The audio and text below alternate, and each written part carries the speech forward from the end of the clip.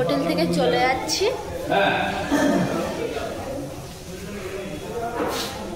আমি এখন তারকেশ্বরের স্টেশনে, আর তারকেশ্বরের স্টেশনে আমি এক লাফে চলে যাব মালিয়া স্টেশনে।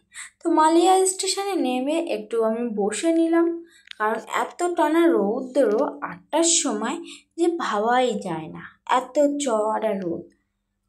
তো দেখতে পাচ্ছ বন্ধুরা, সবাই দাঁড়িয়ে আছে আর আমি একটু বসেছিলাম। তারপর শেষমেশ আমিও দাঁড়িয়ে পড়লাম, কারণ আমাদের যেতে হবে একটা গ্রামে। তো যাওয়া যাক, গ্রামে গিয়ে কেমন পরিবেশ তাদের ওখানে দেখা যাক। আমরা এখন একটা গ্রামে এসেছি। এই গ্রামটা খুব সুন্দর, ঢালাই রাস্তা, আর দুই সাইড থেকে গাছ আর গাছ। এদিকে আবার চাষও হয়েছে, তো তিল চাষ হয়েছে, তিলও ধরেছে গাছে। বেল গাছের তলায় দেখুন ছোট্ট একটা শিব ঠাকুর, শিব ঠাকুরের মন্দির। এই যে, আর এই যে তিল গাছ, তিল ধরেছে।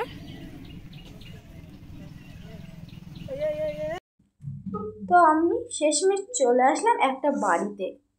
তো ওদের বাড়িতে কথা বললাম, সার্ভে করলাম, করার পথে আমি রাস্তার দিকে যাচ্ছি।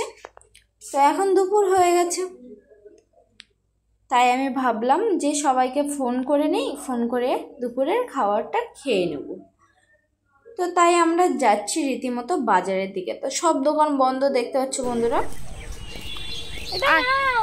চলে আয়, খাবে না?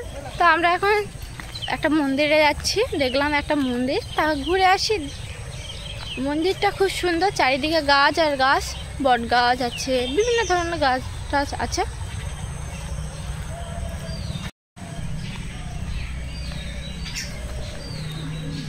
কালী ঠাকুরের মন্দির আর শিব মহাদেব। তা এখানে লম্বা লম্বা দুটো অনেক বড় বড় বট গাছ আছে। বট গাছগুলো দেখে বোঝা যাচ্ছে অনেক বছরের পুরাতন বট গাছ। তো বাইরে থেকে মনে হচ্ছিল একটা ছোট মন্দির, কিন্তু ভেতরে এসে দেখলাম অনেক বড় মন্দির আর অনেক ঠাকুর আছে। তো এই দেখো তোমরা, তারা মা, কত বড় তারা মা।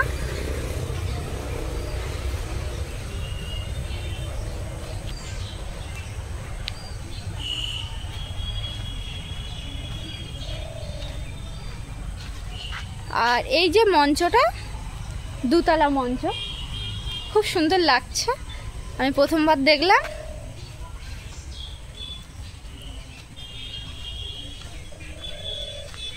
আর এখানে হরি মন্দির অনেকটা বড়, মনে হয় এখানটা 2-3 রকমের ঠাকুরের, মানে 2-3 রকম বলাটা আমার ভুল হয়ে গেছে। এখানে মনে হয় অনেকটা ঠাকুরের পুজো হয়। এদিকে একটা ঠাকুর আছে, তো তালা মারা, যত সম্ভব রাধা গোবিন্দ ঠাকুর। বাইরে থেকে দেখলাম এটা রাধা গোবিন্দ ঠাকুরের মন্দির। আর এই যে তুলসী মঞ্চ।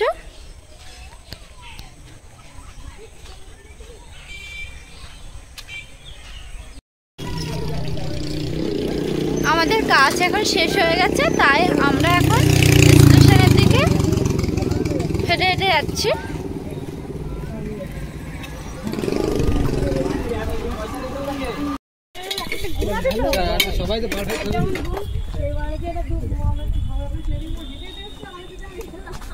তোর মুখ বন্ধ করতে হয় কিভাবে সেটা আমার জানা আছে, বুঝলি বিশাল। আমরা এখন বাড়িতে যাচ্ছি। আমি খাবো না। হ্যাঁ ভাই বলো। আমি আমার বার্থডেতে একটাই গিফট পেয়েছি, কিন্তু কেকটাও একটা গিফট ছিল। এরাও আমার কিছু না, এত কিছু করেছে আমি জানতাম না। সেটা হচ্ছে সারপ্রাইজ ছিল। আর এটা হচ্ছে আমাদের রুম, যেখানে রয়েছি সেখানে ওনার দিয়েছে। তো এটা হোটেলের ওনার দিয়েছে? ও, হোটেলের ওনার আমাকে দিয়েছে, যেহেতু সে রাত্রেবেলায় জানতে পেরেছে, রাত্রেবেলায় আমাকে গিফট দিয়েছে। আমি তো চকলেটের ফুল তো খাবো, শুধুমাত্র একটা খুলছি, খাবো না কিন্তু, কারণ আরো দুজন খেলে আমাকে মারবে।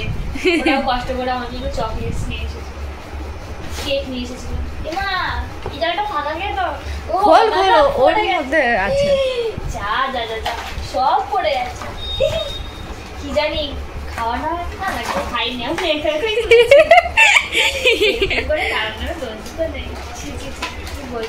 সাজা এটা সাজা আমি এবার সাজিয়ে তারপর দেখছি এটা কোথায় আমি থাকে এখানে এই চকলেট আমি আবার এই মিষ্টি চকলেট খাই না আমি এই 5 স্টারটা খাই না ঠিক আছে তো 5 স্টার নিয়ে আমি কাটাকাটি করবো না যে পারবে খাবে না পারবে না খাবে ডেইরি মিল্কটা দিতে হবে না দিলে হবে না এই দেখো আমি সাজিয়েছি আরেকটা দোকান আমিই দিয়ে দেবো কত সুন্দর ট্রে সাজিয়েছি এখানে অনেক কিছু আছে কি মজা কতগুলো ডেইরি মিল্ক আছে ভাগ্যিস আমাকে আরেকটা চকলেট দেয় দিলে আরো ভালো